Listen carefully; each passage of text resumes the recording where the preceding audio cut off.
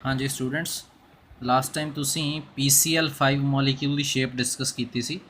ਕਈ ਬੱਚਿਆਂ ਨੇ ਮੈਂ ਦੇਖਿਆ ਕਿ ਬਣਾਈ ਹੋਈ ਹੈ। ਐਕਚੁਅਲ 'ਚ ਇਸ ਤਰ੍ਹਾਂ ਬਣਾਉਣੀ ਹੈ ਤੁਸੀਂ ਕਿ ਆਹ ਤਿੰਨ ਜੋ ਕਲੋਰੀਨ ਐਟਮਸ ਨੇ ਇਸ ਤਰ੍ਹਾਂ ਇਹਨਾਂ ਨੂੰ ਆਪਸ 'ਚ ਇਸ ਤਰ੍ਹਾਂ ਅਟੈਚ ਕਰਨਾ ਹੈ, ਇਸ ਤਰ੍ਹਾਂ ਡਾਟਡ ਲਾਈਨਸ ਦੇ ਨਾਲ। ਤੇ ਆ ਇੱਕ ਅਪਵਰਡ ਪਿਰਾਮਿਡ ਹੋ ਗਿਆ ਤੇ ਇੱਕ ਡਾਊਨਵਰਡ ਪਿਰਾਮਿਡ ਹੋ ਗਿਆ।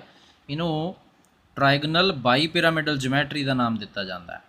ਤੇ ਇਸ ਤੋਂ ਬਾਅਦ ਨੈਕਸਟ ਆਪਾਂ ਡਿਸਕਸ ਕਰਾਂਗੇ shape of SF6 molecule. SF6 ਇੱਕ ਸਲਫਰ ਸੈਂਟਰਲ ਐਟਮ ਤੇ 6 ਫਲੋਰੀਨ ਐਟਮ ਉਹਦੇ ਸਰਾਊਂਡਡ। ਸਲਫਰ ਹੈਕਸਾਫਲੋਰਾਈਡ ਕਹਿੰਦੇ ਨੇ ਆਪਾਂ ਇਹਨੂੰ। ਇਸ ਮੋਲੀਕਿਊਲ ਦੇ ਵਿੱਚ ਸੈਂਟਰਲ ਐਟਮ ਸਲਫਰ ਹੈ। ਸਲਫਰ ਦਾ ਐਟੋਮਿਕ ਨੰਬਰ 16 ਹੁੰਦਾ ਤੇ ਉਹਦੀ ਆਊਟਰ ਇਲੈਕਟ੍ਰੋਨਿਕ ਕਨਫੀਗਰੇਸ਼ਨ ਜੋ ਹੈ ਉਹ ਆਪਾਂ ਇੱਥੇ ਲਿਖਾਂਗੇ ਕਿ ਉਹਦੇ ਆਊਟਰ ਮੋਸਟ ਸ਼ੈਲ 'ਚ ਕਿੰਨੇ ਇਲੈਕਟ੍ਰੋਨ ਹੈ ਤੇ ਉਹ ਇਲੈਕਟ੍ਰੋਨ ਫਲੋਰੀਨ ਐਟਮਸ ਦੇ ਨਾਲ ਸ਼ੇਅਰ ਕੀਤੇ ਜਾਂਦੇ ਆ। ਸੋ ਲਿਖਿਆ ਹੋਇਆ in this molecule the central atom is sulfur, its atomic number is 16 and its outer electronic configuration is ਆ ਲਿਖੀ ਹੋਈ ਹੈ sulfur 16, ਆਊਟਰ ਲਿਖੀ ਹੋਈ ਹੈ ਸਿਰਫ 3s2 3p4। ਪਹਿਲੇ ਸ਼ੈਲ ਨਹੀਂ ਲਿਖੇ, ਜੋ ਸਿਰਫ ਬਾਹਰ ਵਾਲੇ ਸ਼ੈਲ ਹੈ ਉਹ ਲਿਖੇ ਹੋਏ ਆ। ਸੋ ਟੋਟਲ 2 ਇਹਦੇ 'ਚ ਤੇ 4 ਇਹਦੇ 'ਚ, ਟੋਟਲ 6 ਇਲੈਕਟ੍ਰੋਨ ਹੋ ਗਏ। And these have 6 electrons in its outermost shell। these नहीं आना वैसे इत्थे। and it has लिख लियो तुसी इत्थे, and it has 6 electrons in its outermost shell and these 6 electrons are shared by 6 fluorine atoms as। Sulphur ਦੇ ਕਹਿੰਦੇ ਆਊਟਰਮੋਸਟ ਸ਼ੈਲ 'ਚ 6 ਇਲੈਕਟ੍ਰੋਨ ਹੈ ਤੇ ਜਿਹੜੇ 6 ਦੇ 6 ਇਲੈਕਟ੍ਰੋਨ ਹੈ ਇਹ 6 ਫਲੋਰੀਨ ਐਟਮਸ ਦੇ ਦੁਆਰਾ ਇਸ ਤਰ੍ਹਾਂ ਸ਼ੇਅਰ ਕੀਤੇ ਜਾਂਦੇ ਆ। ਸਲਫਰ ਹੈ ਆ ਲੂਇਸ ਡਾਟ ਸਟਰਕਚਰ, ਇੱਕ ਇਲੈਕਟ੍ਰੋਨ ਆਊਟਰਮੋਸਟ ਸ਼ੈਲ ਦਾ, ਦੂਜਾ, ਤੀਜਾ, ਚੌਥਾ, ਪੰਜਵਾਂ ਤੇ ਛੇਵਾਂ। 6 ਇਲੈਕਟ੍ਰੋਨ ਇਹ ਸਲਫਰ ਦੇ ਹੋ ਗਏ। ਇੱਕ ਇੱਕ ਫਲੋਰੀਨ ਨਾਲ ਇੱਥੇ ਅਟੈਚ ਕਰਤਾ ਫਲੋਰੀਨ ਦਾ ਇੱਕ ਇੱਕ ਇਲੈਕਟ੍ਰੋਨ। ਇੱਕ ਇਲੈਕਟ੍ਰੋਨ ਆ ਡਾਟ ਫਲੋਰੀਨ ਦਾ, ਇਹ ਡਾਟ, ਇਹ ਡਾਟ, ਇਹ ਡਾਟ, ਇਸ ਤਰ੍ਹਾਂ ਫਲੋਰੀਨ ਦੇ। ਸੋ ਇਸ ਤਰ੍ਹਾਂ 6 ਫਲੋਰੀਨ ਐਟਮਸ ਜਿਹੜੇ ਆ ਉਹ 6 ਇਲੈਕਟ੍ਰੋਨਸ ਜਿਹੜੇ ਇਹਦੇ ਸ਼ੇਅਰ ਕਰ ਲੈਂਦੇ, ਲਿਖਿਆ ਹੋਇਆ ਲੂਇਸ ਡਾਟ ਸਟਰਕਚਰ। ਇਸ ਤੋਂ ਬਾਅਦ next, since there are 6 electron pairs around the central sulfur atom, देखो क्लियर ਹੁਣ ਹੋ ਗਿਆ ਇਹਦੇ ਚ। since there are 6 electron pairs around the central sulfur, S ਲਿਖਿਆ ਹੋਇਆ sulfur atom, therefore the molecule has octahedral geometry। ਕਹਿੰਦੇ ਕਿਉਂਕਿ ਸਲਫਰ ਦੇ ਸਰਾਊਂਡਡ 6 ਇਲੈਕਟ੍ਰੋਨ ਪੇਅਰ ਹੈ। 6 ਇਲੈਕਟ੍ਰੋਨ ਪੇਅਰ ਤਾਂ ਫਿਰ ਉਹ ਇਸ ਤਰ੍ਹਾਂ ਰਹਿਣ ਦੀ ਕੋਸ਼ਿਸ਼ ਕਰਦੇ ਆ ਕਿ ਜਿਹੜੀਆਂ ਰਿਪਲਸ਼ਨਸ ਨੇ ਉਹ ਮਿਨੀਮਾਈਜ਼ ਹੋ ਜਾਣ। ਹੁਣ ਜੇਕਰ ਤਾਂ ਉਸੇ ਤਰ੍ਹਾਂ ਘੇਰੇ ਦੀ ਗੱਲ ਕਰਦੇ ਫਿਰ ਆਪਾਂ ਜਿਵੇਂ ਪਹਿਲਾਂ ਸੀ ਕਿ 360 ਡਿਗਰੀ ਦਾ ਘੇਰਾ ਹੁੰਦਾ ਤਾਂ ਸਲਫਰ ਦੇ ਸਰਾਊਂਡਡ 6 ਫਲੋਰੀਨ ਐਟਮ, ਤਾਂ 360 ਨੂੰ 6 ਦੇ ਨਾਲ ਡਿਵਾਈਡ ਕਰ ਦਿਓ, 60 ਡਿਗਰੀ ਆ ਗਿਆ। ਮੀਨਸ 60 ਡਿਗਰੀ ਦਾ ਐਂਗਲ ਹੋਣਾ ਸੀ, ਬਟ 60 ਡਿਗਰੀ 'ਤੇ ਤਾਂ ਰਿਪਲਸ਼ਨ ਬਹੁਤ ਜ਼ਿਆਦਾ ਹੋ ਜਾਂਦੀ ਹੈ। ਸੋ ਇਸ ਕਰਕੇ ਫਿਰ ਇਹ ਜਿਹੜੇ ਐਟਮਸ ਨੇ ਉਹ ਇੰਨਾ ਦੂਰ ਰਹਿਣ ਦੀ ਕੋਸ਼ਿਸ਼ ਕਰ ਸਕਦੇ ਆ ਕਿ ਆਸਾਨੀ ਦੇ ਨਾਲ ਆਪਾਂ ਇੰਨੀ ਦੂਰ ਹੋ ਜਾਈਏ ਤਾਂ ਜੋ ਰਿਪਲਸ਼ਨਸ ਮਿਨੀਮਾਈਜ਼ ਹੋ ਜਾਣ। ਤੁਸੀਂ ਇਹ ਪੋਸਟੂਲੇਟਸ ਦੇ ਵਿੱਚ ਪੜ੍ਹਿਆ ਹੋਇਆ। ਫਿਰ ਇਸ ਕਰਕੇ ਇਹ ਔਕਟਾਹੈਡਰਲ ਜਿਓਮੈਟਰੀ ਅਡਾਪਟ ਕਰਦੇ ਆ। And all the bond angles are equal which are of 90 degree each. ਹੁਣ ਦੇਖੋ ਦੇਖਣ ਦੇ ਵਿੱਚ ਤਾਂ ਇਸ ਤਰ੍ਹਾਂ ਇਹ ਹੈਕਸਾਗਨ ਲੱਗ ਰਹੀ ਹੈ ਸਾਨੂੰ, ਬਟ ਐਕਚੁਅਲ 'ਚ ਇਹ ਔਕਟਾਹੈਡਰਲ ਜਿਓਮੈਟਰੀ ਹੁੰਦੀ ਕਿਵੇਂ ਹੈ ਕਿ ਆ ਸੈਂਟਰ ਦੇ ਵਿੱਚ ਸਲਫਰ, ਇੱਕ ਫਲੋਰੀਨ ਇਸ ਤਰ੍ਹਾਂ, ਇੱਕ ਇਸ ਤਰ੍ਹਾਂ, ਇੱਕ ਇੱਧਰ, ਇੱਕ ਇੱਧਰ, ਇੱਕ ਪਲੇਨ ਦੇ ਵਿੱਚ ਜੋ ਹੈ ਇਹਨੇ ਇਸ ਤਰ੍ਹਾਂ 4 ਫਲੋਰੀਨ ਐਟਮਸ ਜਿਹੜੇ ਆ ਉਹ ਅਟੈਚ ਕੀਤੇ ਹੁੰਦੇ ਆ।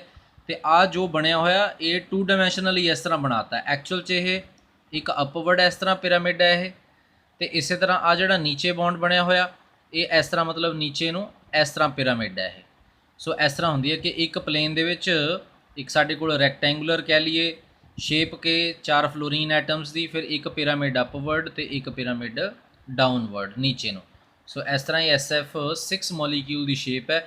ਤੇ ਇੱਥੇ ਵੀ ਤੁਸੀਂ ਦੇਖ ਸਕਦੇ ਆ 90 ਡਿਗਰੀ ਐਂਗਲ, ਆ 90 ਡਿਗਰੀ ਦਾ, ਆ 90 ਡਿਗਰੀ, ਆ 90 ਡਿਗਰੀ। ਜਿਹੜਾ ਅਪਵਰਡ ਪਿਰਾਮਿਡ ਹੈ ਆ ਬਣਿਆ ਹੋਇਆ ਐਂਗਲ ਅਪਵਰਡ ਪਿਰਾਮਿਡ। ਸੋ ਇਸ ਤਰ੍ਹਾਂ ਇਹ ਪਲੇਨ ਦੇ ਨਾਲ ਇਸ ਤਰ੍ਹਾਂ ਐਂਗਲ ਇਹ 90 ਡਿਗਰੀ ਦਾ। ਡਾਊਨਵਰਡ ਜਿਹੜਾ ਪਿਰਾਮਿਡ ਹੈ ਉਹਦਾ ਵੀ ਇਸੇ ਤਰ੍ਹਾਂ ਹੀ ਪਲੇਨ ਦੇ ਨਾਲ 90 ਡਿਗਰੀ ਦਾ। ਡਾਊਨਵਰਡ ਪਿਰਾਮਿਡ ਵੀ ਹੈ ਜੋ ਉਹਨੇ ਵੀ 90 ਡਿਗਰੀ ਦਾ ਐਂਗਲ ਬਣਾਇਆ ਹੋਇਆ। ਇਟ ਮੀਨਸ 6 ਦੇ 6 ਬੌਂਡ ਐਂਗਲਸ ਜਿਹੜੇ ਨੇ ਉਹ 90 ਡਿਗਰੀ ਦੇ ਹੋ ਗਏ। ਸੋ ਇਹ ਹੈ ਸ਼ੇਪ ਸਾਡੇ ਕੋਲ SF6 ਮੋਲੀਕਿਊਲ ਦੀ। ਇਸ ਤੋਂ ਬਾਅਦ ਨੈਕਸਟ ਹੈਗੇ shape of IF7 molecule. Iodine heptafluoride ਕਹਿੰਦੇ ਨੇ, 7 ਫਲੋਰੀਨ ਹੈ ਇਹਦੇ 'ਚ। ਸੈਂਟਰਲ ਐਟਮ ਆਇਓਡੀਨ, ਆਇਓਡੀਨ ਦਾ ਐਟੋਮਿਕ ਨੰਬਰ ਹੁੰਦਾ 53 53 ਤੇ ਜੇਕਰ ਤੁਸੀਂ ਉਹਦੀ ਇਲੈਕਟ੍ਰੋਨਿਕ ਕਨਫੀਗਰੇਸ਼ਨ ਲਿਖ ਕੇ ਦੇਖੋ ਤਾਂ ਲਾਸਟ 'ਚ ਇਸ ਤਰ੍ਹਾਂ ਆਉਂਦੀ ਹੈ 5s2 5p5 ਮਤਲਬ ਆਊਟਰਮੋਸਟ ਸ਼ੈੱਲ 5 ਵਾਲਾ ਆਉਂਦਾ। ਸੋ ਜਿਹਦੇ 'ਚ ਟੋਟਲ 7 ਇਲੈਕਟ੍ਰੋਨ ਹੁੰਦੇ ਆ ਤੇ ਉਹ 7 ਇਲੈਕਟ੍ਰੋਨ ਜਿਹੜੇ ਆ 7 ਫਲੋਰੀਨ ਐਟਮਸ ਦੇ ਨਾਲ ਸ਼ੇਅਰ ਕਰ ਲਏ ਜਾਂਦੇ ਆ। ਇਸੇ ਤਰ੍ਹਾਂ ਲਿਖਿਆ ਹੋਇਆ in this the central atom is iodine have atomic number 53 in this central atom is iodine which has ਲਿਖ ਲੈਣਾ ਤੁਸੀਂ ਇੱਥੇ have ਦੇ ਨਾਲ ਕੋਈ meaning proper ਨਹੀਂ ਬਣ ਰਿਹਾ which has